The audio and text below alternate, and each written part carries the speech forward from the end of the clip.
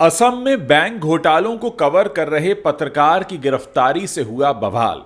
Bank घोटालों को cover करना क्या जुर्म है?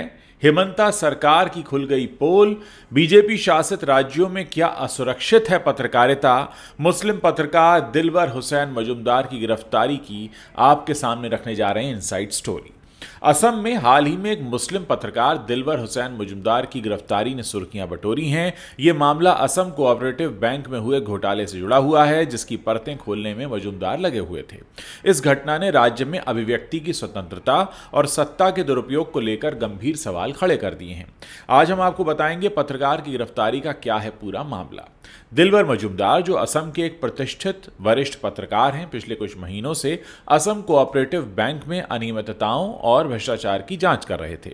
उनकी रिपोर्ट्स में दावा किया गया था कि इस घोटाले में कई बड़े नाम शामिल हैं और इसकी आंच राज्य के शीर्ष नेतृत्व तक पहुंच रही थी।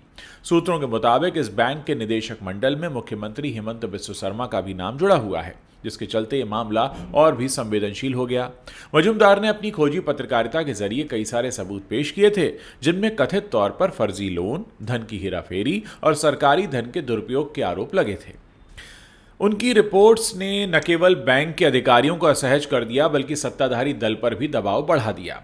दिलवर द क्रॉस करंट नाम के डिजिटल न्यूज पोर्टल में पत्रकार हैं और गुवाहाटी प्रेस क्लब के सहायक महासचिव भी हैं।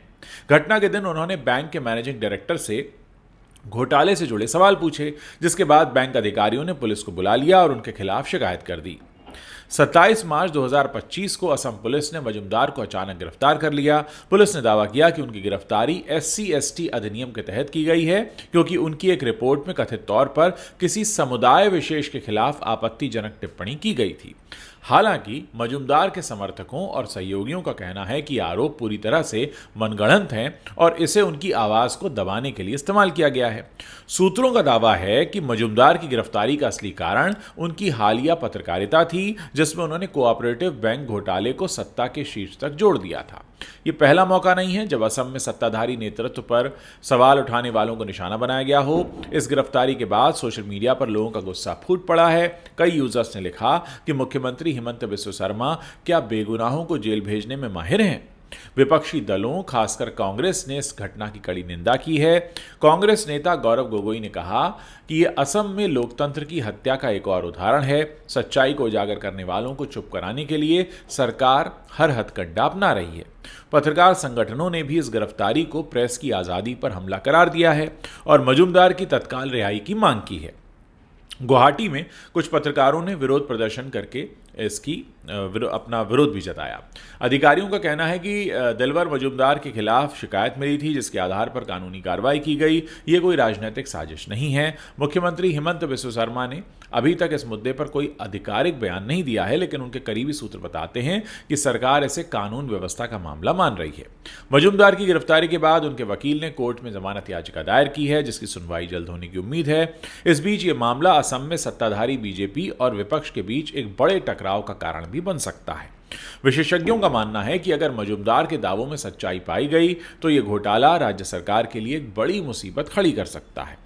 असम में एक मुस्लिम पत्रकार की गिरफ्तारी ने फिर से सवाल उठाया है कि क्या सत्ता असहज सवालों से बचने के लिए कानून का दुरुपयोग कर रही है।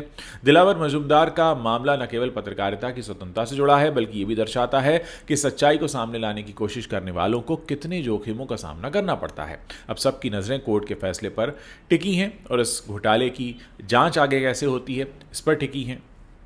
असम के गुवाहाटी में एक बड़े विवाद में कहा यह गया है कि इनको जेल भेजा गया है और ये पूरा का पूरा जो मामला है, ये सिर्फ एक बैंक घोटाले को कवर करने गए रिपोर्टर को मिली सजा है। इसको लेकर तमाम तरह की बातें चल रही हैं।